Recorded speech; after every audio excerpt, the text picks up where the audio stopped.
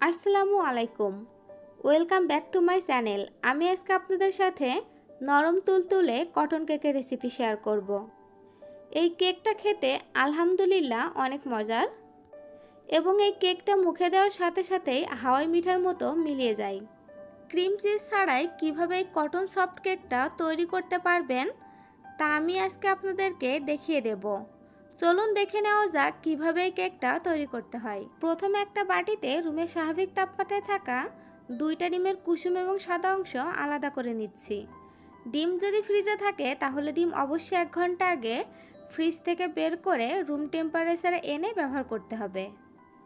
আর এই কেক তৈরিতে ডিমের কুসুম এবং সাদা অংশ আলাদা করে নিতে হবে। ডিমের কুসুম এবং সাদা অংশ আলাদা করে নেওয়া হয়ে গেলে ডিমের সাদা অংশ একপাশে রেখে দিচ্ছি। এখন ডিমের কুসুমের মধ্যে 2/3 কাপ টক দই দিয়ে দিচ্ছি। আর এই পর্যায়ে টক দইটা রুম টেম্পারেচারে আছে। হাফ চা চামচ লেবুর রস দিয়ে দিচ্ছি, 3 টেবিল চামচ ময়দা দিয়ে দিচ্ছি, 1 টেবিল চামচ কর্নফ্লাওয়ার দিয়ে দিচ্ছি, হাফ চা চামচ ভ্যানিলা পাউডার দিয়ে দিচ্ছি, 1/4 চা চামচ লবণ দিয়ে দিচ্ছি।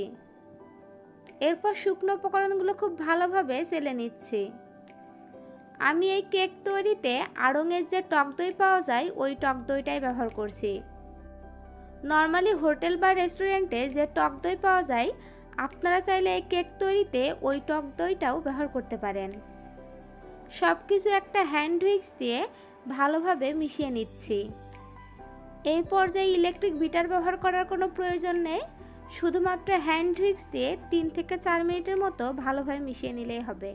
এখন ইলেকট্রিক বিটার স্পিড মিডিয়ামে রেখে ডিমের সাদা অংশ বিট করে নিচ্ছি এবং 50 গ্রাম চিনি অল্প অল্প করে 3 বারে অ্যাড করব।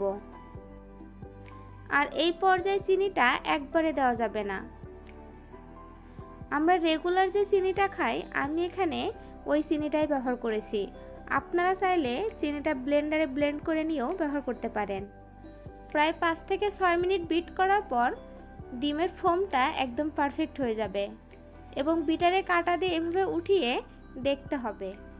বিটারে কাঁটা দিয়ে ডিমের ফোমটা এভাবে উঠালে যদি সুচালো দেখা যায় তাহলে বুঝতে হবে ডিমের ফোমটা একদম পারফেক্ট হয়েছে।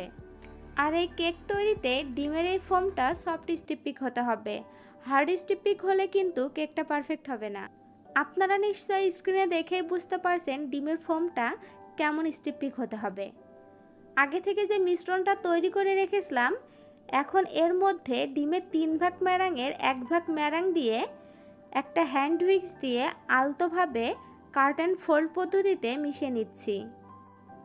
যেহেতু এই কেকটাতে বেকিং পাউডার এবং বেকিং সোডা কোনোটাই ব্যবহার করা হয় না, তাই এই কেকের ক্ষেত্রে ডিমের ম্যারাংটা পারফেক্টভাবে তৈরি করতে হবে এবং মিক্স করার সময় ডিমের ম্যারাংটা যাতে নষ্ট না হয়ে যায় সেদিকে অবশ্যই খেয়াল রাখতে হবে।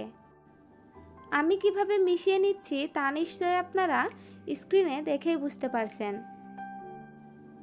আর এই কাজটা একটু সময় নিয়ে আলতো হাতে করতে হবে, কোনোভাবেই তাড়াহুড়ো করে ওভার মিক্স করা যাবে না। এখন সম্পূর্ণ মিশ্রণটা বাকি 1 ভাগ ম্যারাঙের মধ্যে দিয়ে আবারও কাট অ্যান্ড ফোল্ড পদ্ধতিতে ভালোভাবে মিশিয়ে নিচ্ছি। আমি ঠিক যেভাবে আপনাদেরকে দেখিয়ে দিচ্ছি আপনারাও ঠিক একইভাবে এই কেকটা তৈরি করবেন। আপনারা যদি আমার সবগুলো টিপস ফলো করেন তাহলে আপনাদের কেকটাও একদম পারফেক্ট হবে। সব কিছু খুব ভালোভাবে মিশিয়ে নেওয়া হয়ে গিয়েছে। এখন একটা স্প্যাচুলা দিয়ে বাটির নিচ বরাবর এভাবে ঘুরিয়ে মিশিয়ে নিচ্ছি। ব্যাটারের ঘনত্ব কেমন হবে আমি আপনাদেরকে দেখিয়ে দিচ্ছি।